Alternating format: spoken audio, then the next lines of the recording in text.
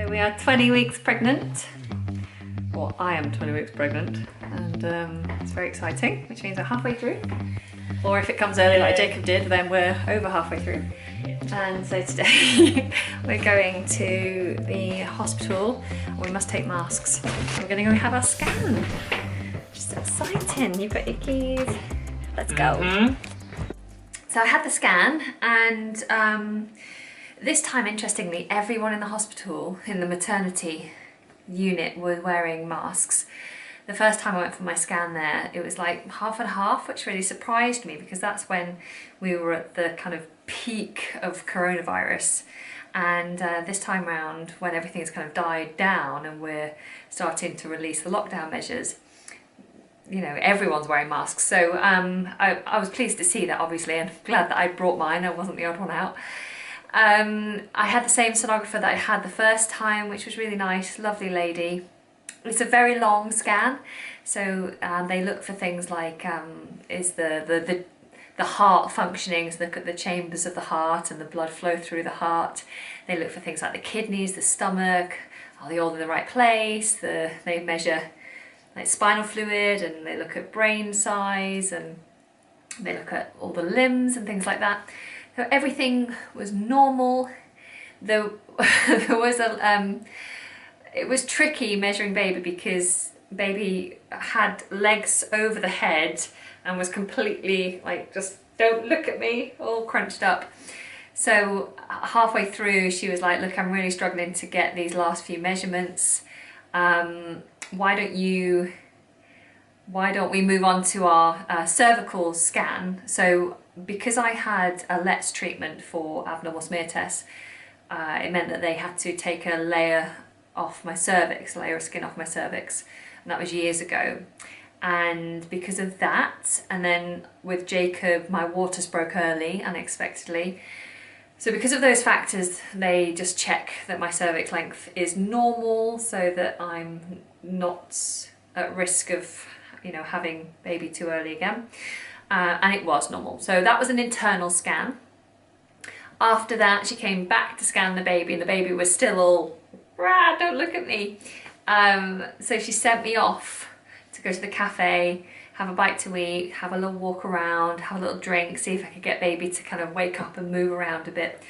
And then went back, and baby had moved around, and we were able to get some pictures. There was a great screenshot that that she took where you could see the legs up above the head, but for some reason that's not one of the pictures that she gave to me, which is a shame. I should have checked because it was such a great photo, but never mind. Today is Friday, so it's a few days since my scan.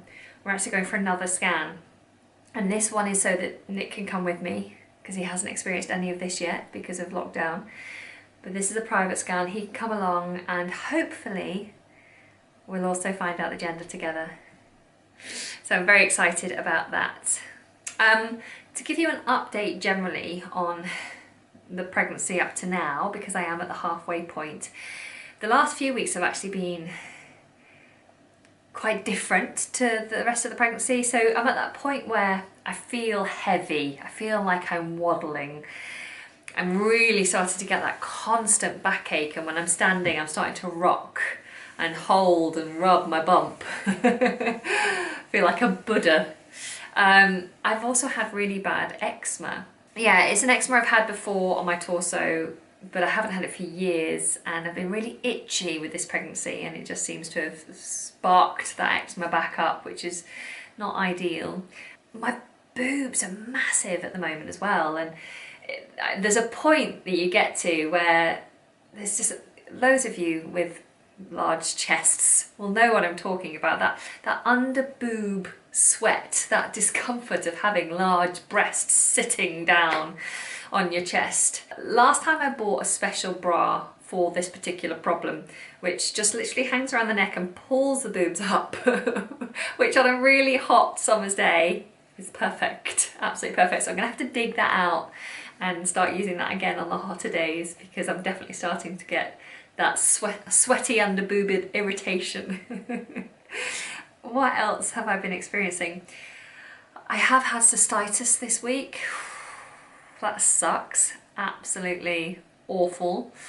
I had cystitis chronically before Jacob, and my pregnancy with Jacob seemed to solve that problem. Once Jacob was born, I had no more cystitis. Woohoo! But just about a week ago, I just went to the loo and had that telltale feeling. I was like, oh no, please no. The doctor straight away, they want to know if you have cystitis during pregnancy, you should tell your doctor straight away. They gave me some antibiotics specifically for, which are safe for when you're pregnant. And I've nearly finished that course. Still doesn't feel like it's cleared up though, which is annoying. So I need to phone them this morning and find out what the next step is, because having cystitis is just miserable. At the best of times, it's miserable. I'm only washing my hair once a week. That's always a good thing in pregnancy. I always enjoy the fact that you don't get greasy hair. In the early stages, I seem to get really greasy, but now, like, I wash my hair once a week. It's insane. Like in a normal time, I wash my hair every other day, and now it's once a week. Brilliant, brilliant. Okay, so that's all for me to report for now on my last few weeks of pregnancy. I will update you after tonight's scan. Hi. Hi. What's that face for?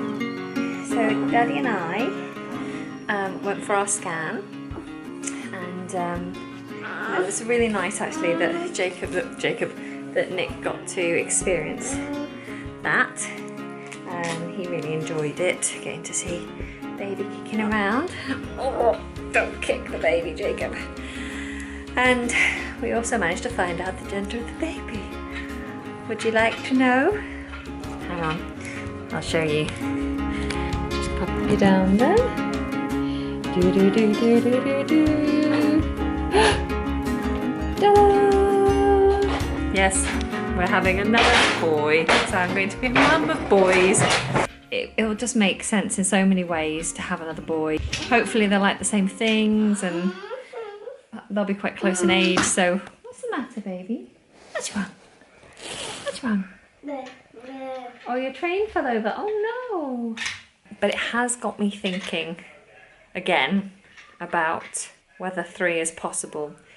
And would I only be having 3 to try and have a girl? Probably. So then, would I be terribly disappointed if I had bought a 3rd boy? I wouldn't be terribly disappointed, but I think I'm thinking far too far ahead. I need to see how I cope with 2 for a start. Jakey, what's wrong, baby? Let me see to him. Come on, let's put this train back together. Oh dear. There we go. Front's back on. Put his head down. Do, do, do.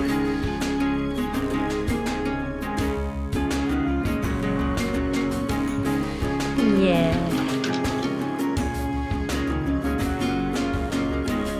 So if you are a mum or dad of 2 boys, then please share your stories, your advice, your knowledge down below. Was it fantastic having 2 boys close together? Was it like completely chaotic?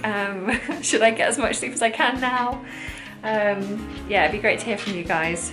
And here's to the next 4 months and welcoming our new little baby boy.